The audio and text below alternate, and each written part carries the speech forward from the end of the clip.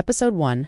The Lonely Boy. Long ago in a small Nigerian village, a boy named Chinedu lived. He had no father, no mother, only the wide world to care for him. The villagers pitied him, but hunger was his only companion. Every evening he wandered to the forest, searching for fruits. One night, under the moonlight, he whispered, "If only the forest could feed me forever." The trees rustled as if they heard his cry. The next morning, with the first light of dawn painting the sky, Chinedu felt an undeniable pull back to the forest. He walked through the familiar paths, the morning dew still clinging to the leaves, until he stood before a magnificent Iroko tree.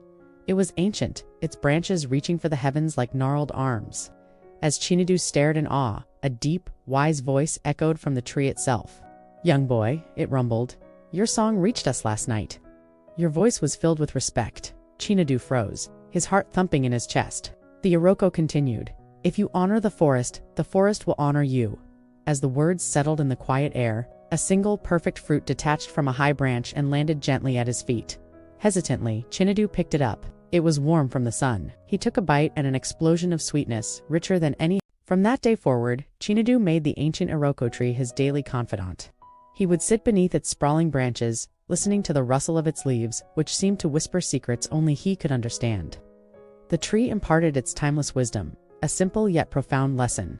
Take only what you need, my child, and what you have. Remember to share with those who have less. Chinedu took these words to heart. He gathered the sweet, ripe fruits of the forest, but only enough. He brought them back to the village, not for himself, but for the hungry children whose eyes lit up at the sight of such a feast. Soon, whispers followed him like a shadow through the village paths. "Where does he get this food?" they'd murmur. "It appears from nowhere. This boy Chinedu, he must carry powerful magic within him."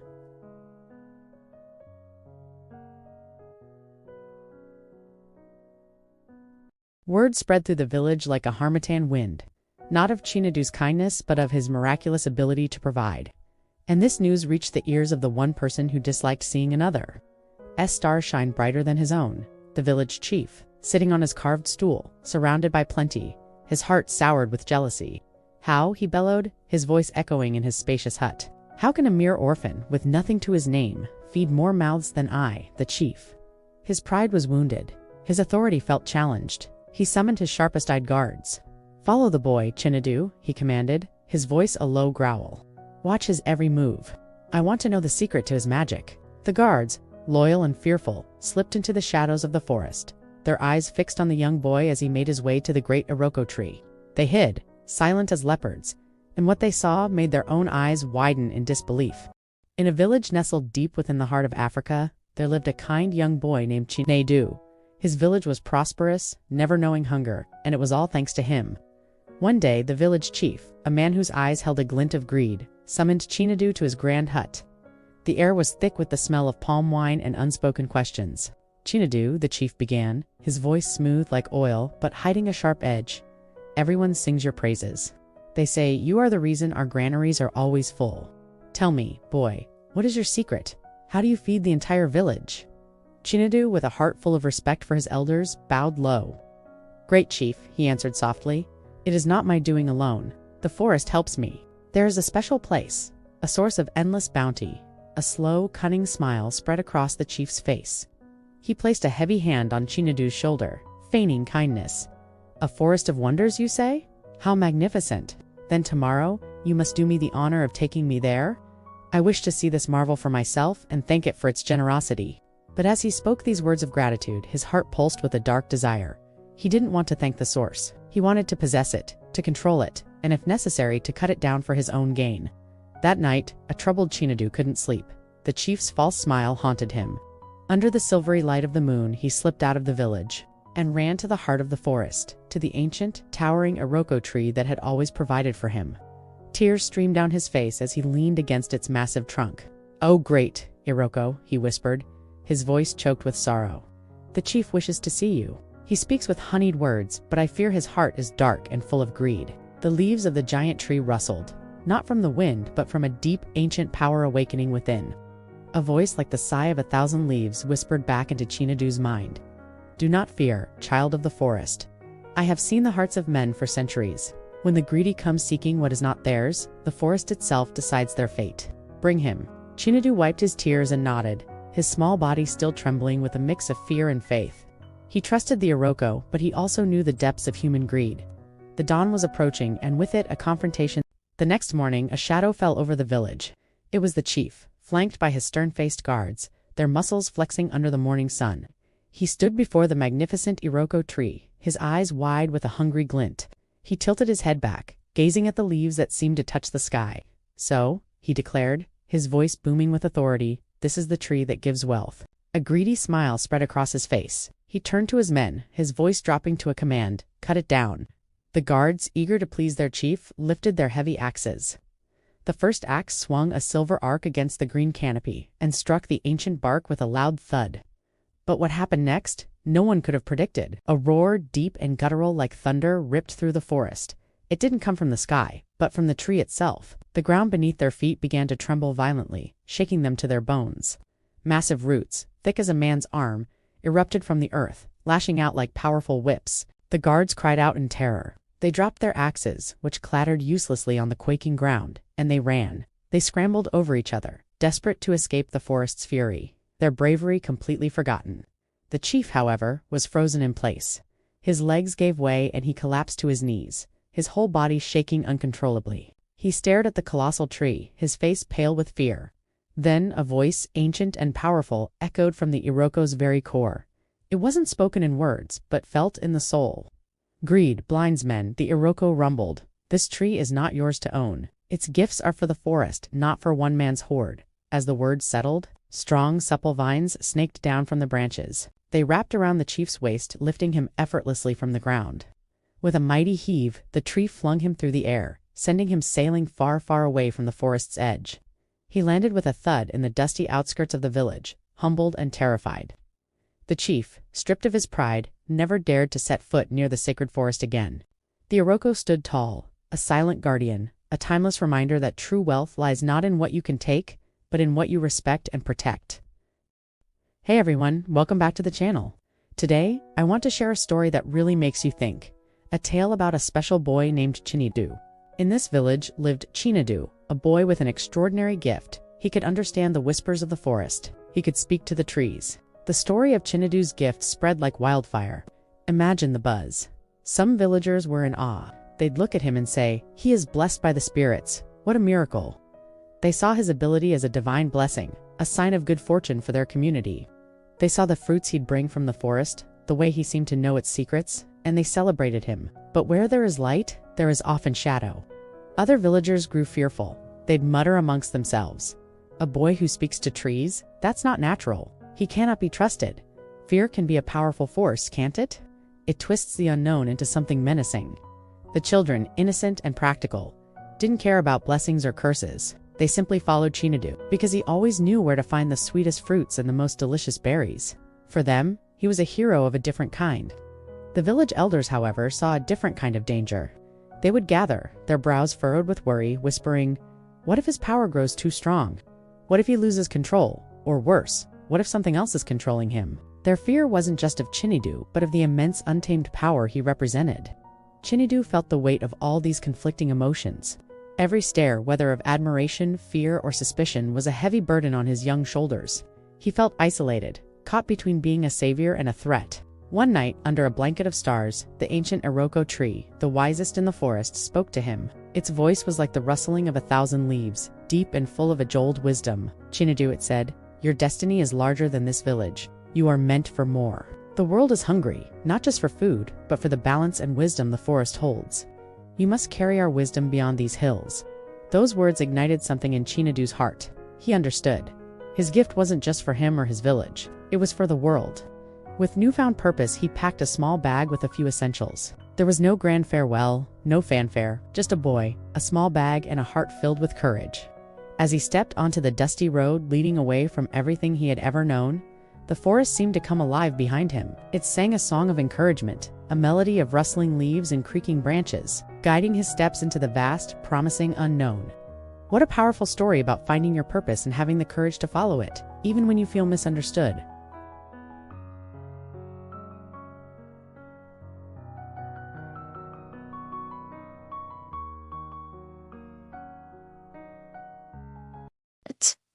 On the third day of his long journey, Chinidu's path crossed with a trickster, a man whose smile was as crooked as his intentions.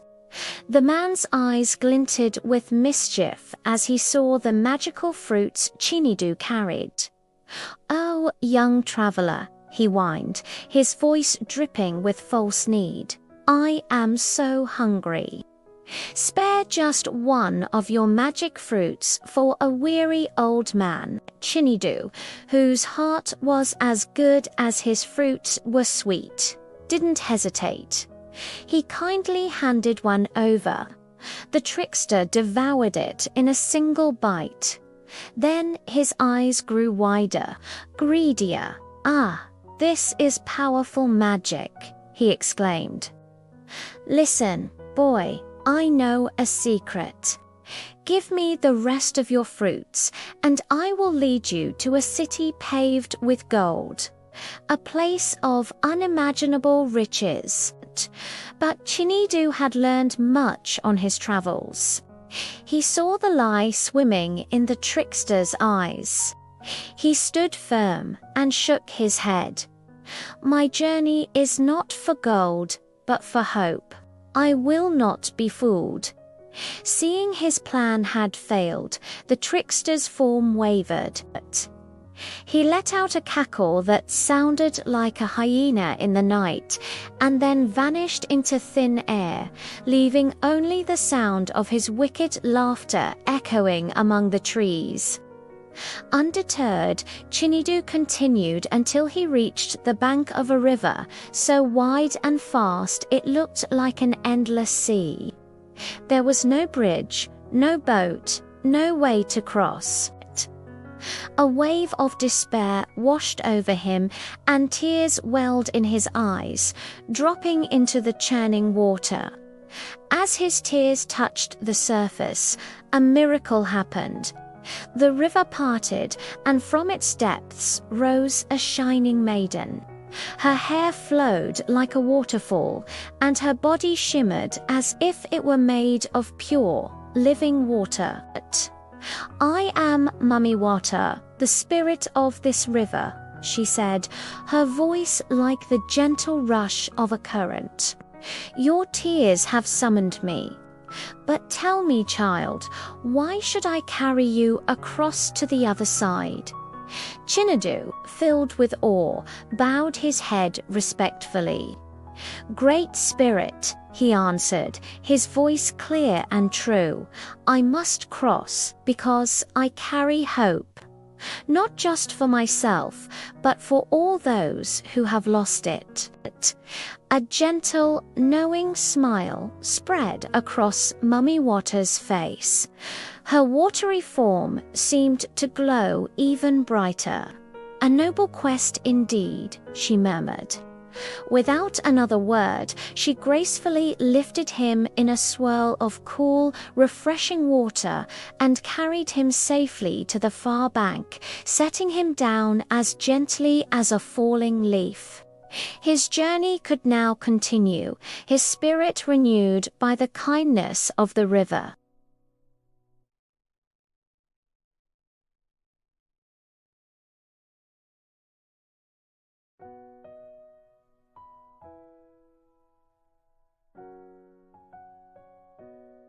In a land shrouded by silence where the sun beat down on cracked earth, a terrible famine held sway. The village was a ghost of its former self.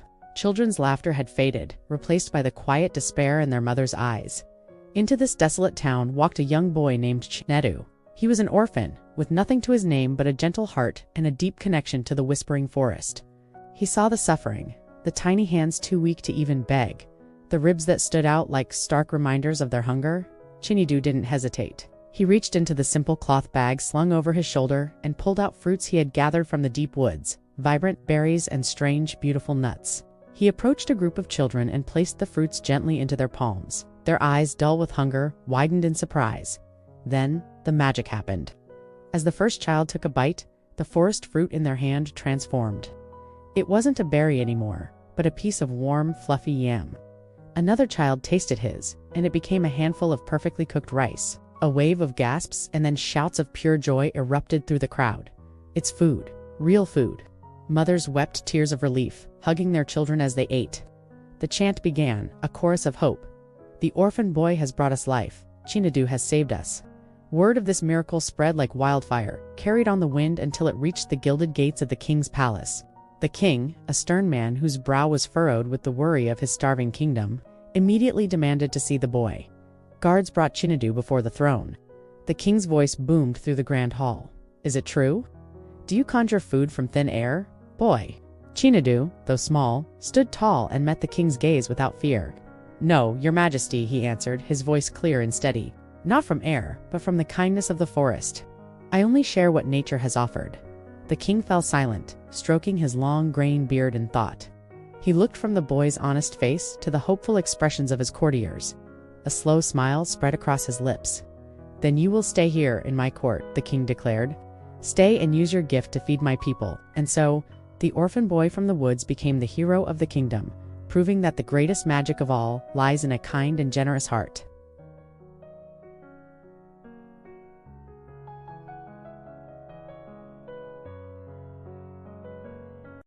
The king, intrigued and perhaps a little skeptical, decided to put Chinadu to the ultimate test.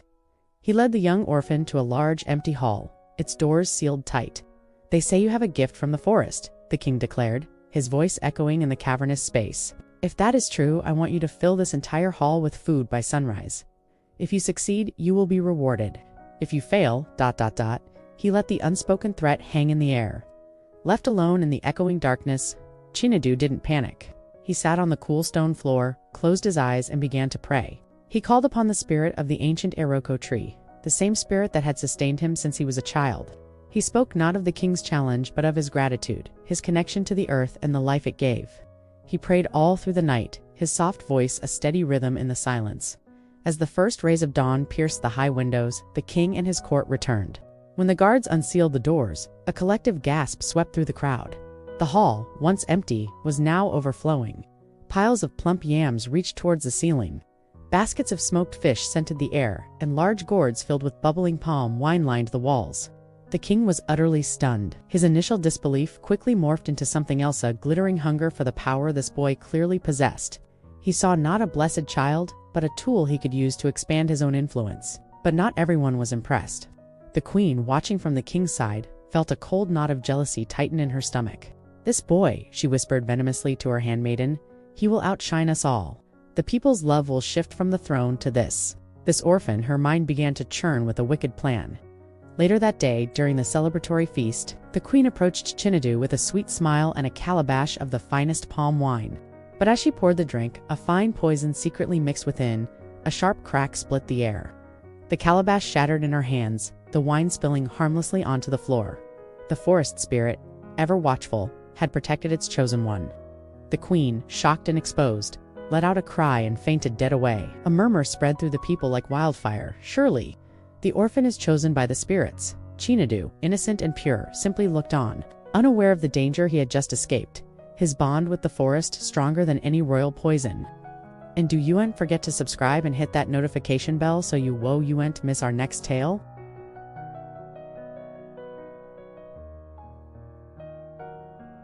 That night, a deep, ancient voice rumbled through Chinidu's dream. It was the Iroko, the spirit of the great tree, and its words were a solemn warning. Beware, child of the forest, it whispered, the sound like rustling leaves and creaking branches. Powerful hearts drawn by the scent of your gift will try to own you. They will offer you riches and comfort, but their desires are a cage. Remember this. Do not serve greed, serve need. Chinadu snapped awake, a cold sweat plastering his hair to his brow. The velvet cushions and silken sheets of the palace suddenly felt like thorns. He knew, with a certainty that settled deep in his bones, that his journey was not meant to end within these gilded walls. The king's admiration was not a home, it was a trap. Before the first rooster crowed, painting the sky with streaks of dawn, Chinadu was a shadow moving through the silent palace. He slipped away from the opulent court, leaving behind the promise of a life he never wanted. He carried only his worn leather bag, its contents a mystery to all but him, and a simple calabash filled with fruits, a final humble gift from the royal kitchen. He hadn't gone far when the alarm was raised. The rhythmic thud of guards, sandals echoed behind him, their shouts cutting through the morning mist. They were closing in, but just as their hands were about to grab him, the forest answered his silent plea. Thick, gnarled vines erupted from the earth, snaking across the road and tangling the guards' feet, sending them sprawling. Ahead of him, the dense undergrowth, which had seemed an impenetrable wall, miraculously parted. Brambles and thorns pulled back as if holding a curtain open for a king. The forest, his true home, was clearing a path for him. Chinadu didn't hesitate. With a grateful glance back at the chaos he was leaving behind, he stepped once more into the embrace of the woods, walking with a steady heart into the vast, whispering unknown. His real journey was just beginning. Thank you so much for joining me on this part of Chinadu's story.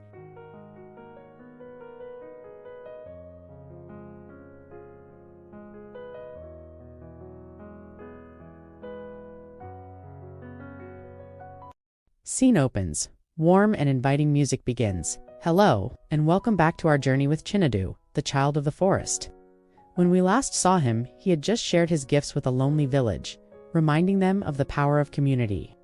Now, his path takes an even more challenging turn. Chinadu walked until he entered a vast, dry desert, a place so quiet that no birds sang. The sun beat down relentlessly, and day after day, the precious fruits in his calabash began to wither.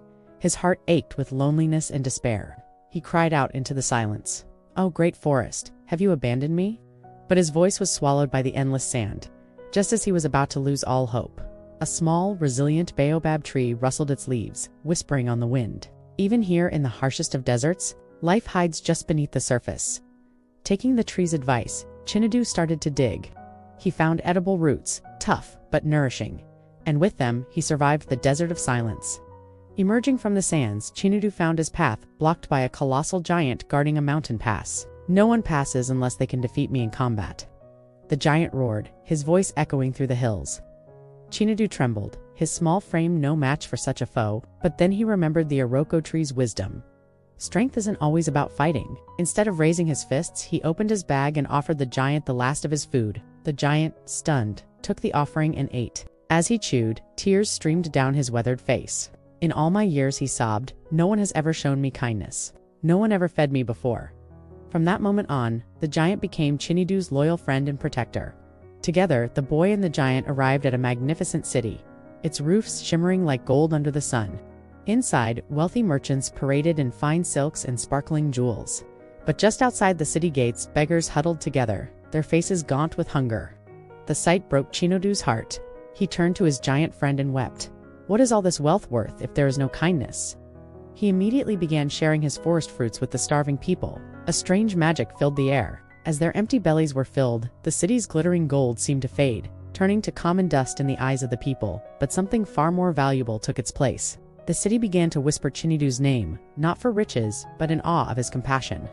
His reputation reached the ears of a greedy merchant who invited Chinidu into his lavish mansion.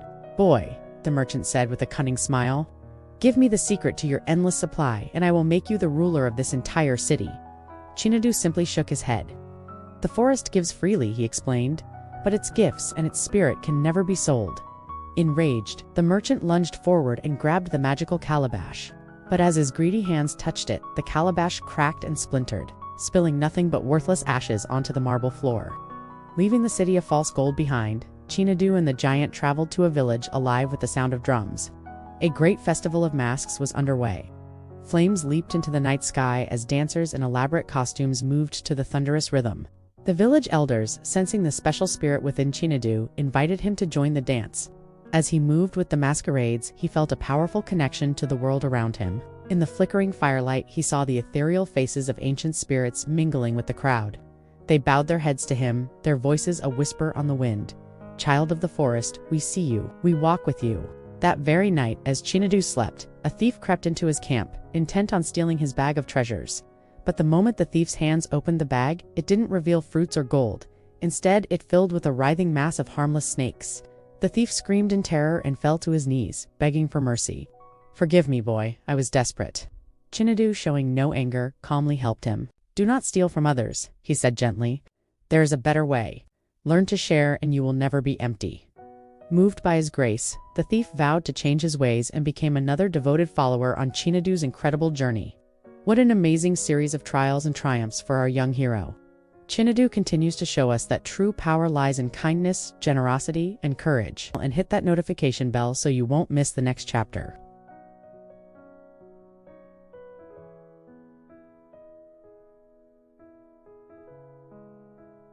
Have you ever heard the story of the boy who spoke to the forest? It begins in a time of great sorrow, in a kingdom where the sun had scorched the earth for 3 long years.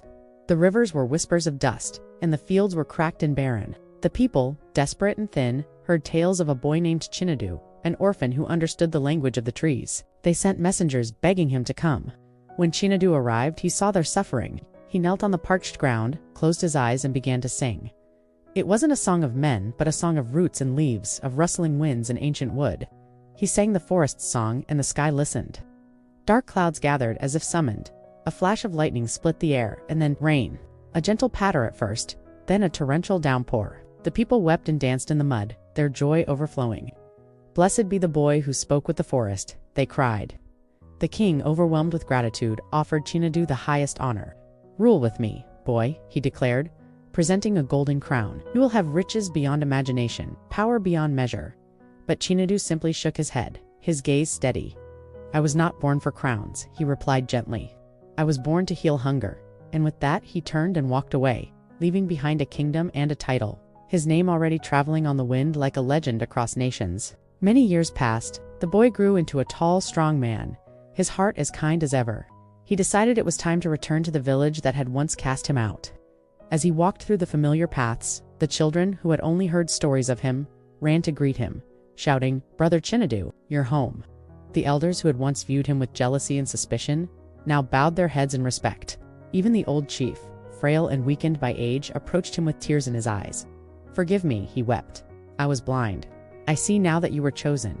Chinadu made his way to the heart of the woods, to the ancient Iroko tree that had first shared its secrets with him. The great tree seemed to welcome him, its leaves rustling a greeting. "Child," a voice echoed in his mind, "you have carried my wisdom far and wide, but every journey must have its end." The tree then offered him one final gift, a single fruit, glowing with a soft, ethereal light. "Plant this seed," the tree instructed, "and the forest will live forever among your people." He took the seed back to his village and planted it in the center of the square.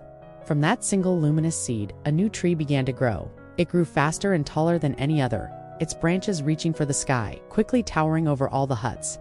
This tree was a miracle. Its boughs were always heavy with fruit no matter the season. No child in the village ever went hungry again, and no mother had to weep for lack of food. The village became renowned. Its name changed to the place of the living tree, and travelers came from every corner of the world just to witness its magic. Chinadu lived a long and humble life, never seeking wealth or fame, only sharing his kindness. When his time on earth came to an end, the great tree in the village square bloomed with a light brighter than ever before, a silent tribute to the man who had planted it. And for generations to come, elders would gather children around the firelight, their faces glowing, and begin the story anew. Once, there was an orphan boy who spoke to the forest, and the forest answered, "Thank you for joining us on this journey." If this story touched your heart, please like, share, and subscribe for more tales from around the world. We'll see you next time.